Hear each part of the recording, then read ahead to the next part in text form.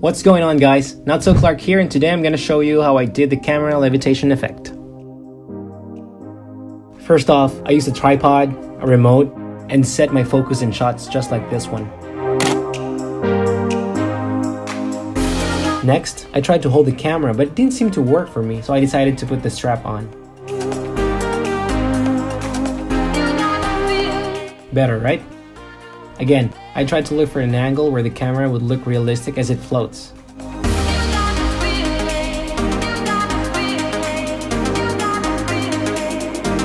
I like this one. Now it's time for some photoshopping. Wait, is that even a word? So we are using two shots from like thousands of photos that I took. Let's start with this one by zooming in here a little bit just to make sure that my hand wasn't out of focus. By the way, you can use a kit lens if you will, but I advise that you use a lens with a wider aperture to make this look more professional. So since this one looks good already, let's move on to the next shot. In this step, I always duplicate my layer so that I can still go back to the original photo whenever I want to. You can choose a name for this layer, but usually I don't unless needed.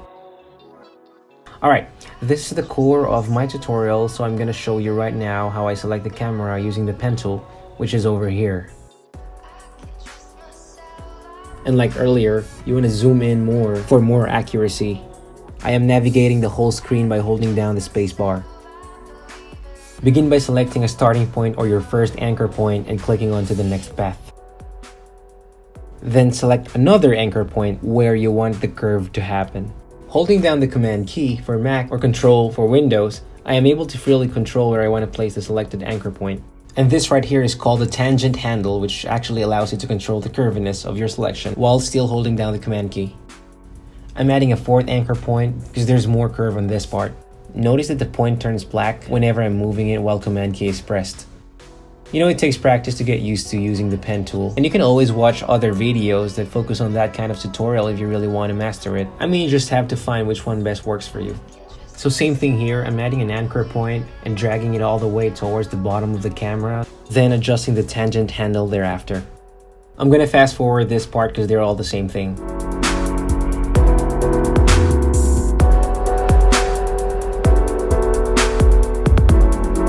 If you added a point that you didn't want, just undo and it will go back to the previous anchor point.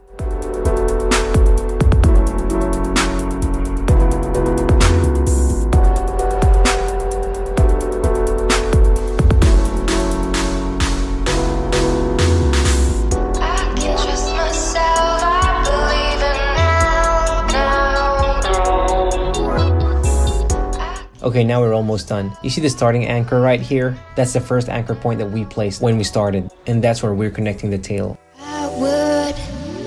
Would you do anything? You'll know when the end point meets the start because the handle turns circle instead of the regular square we've been seeing.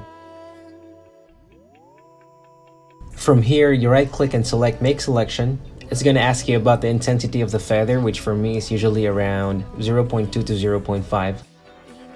And now that you've made your selection, go to Layer via Cut.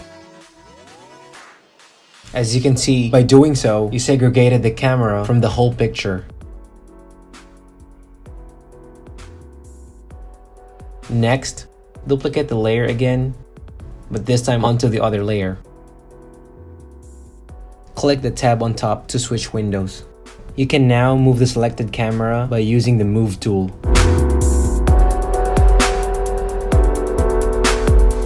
I almost forgot that we have to fix some things here.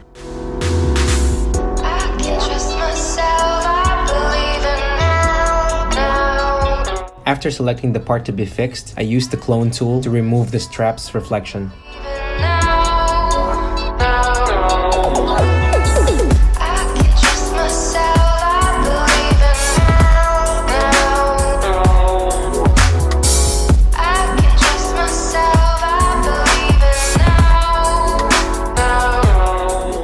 Alright, now that it's done, you want to kind of like transform the camera, but before doing so, convert the layer to smart objects so you don't reduce the quality of the photo. So here I'm transforming the direction of the camera's drop to make it look more natural and kind of like rotating on how you want it. And finally, we're going to add a motion blur to the camera because it's just going to look weird if you don't. Again, I'm duplicating my layer just to be safe. You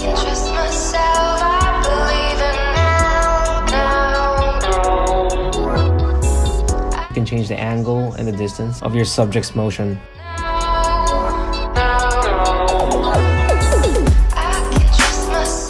And by adding a layer mask, I can brush off the ones that I wanna like refocus or resharpen.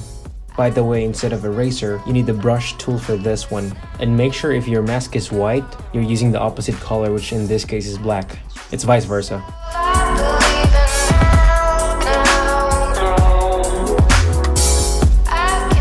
Finally, it's time to save it now and do more color editing in Lightroom.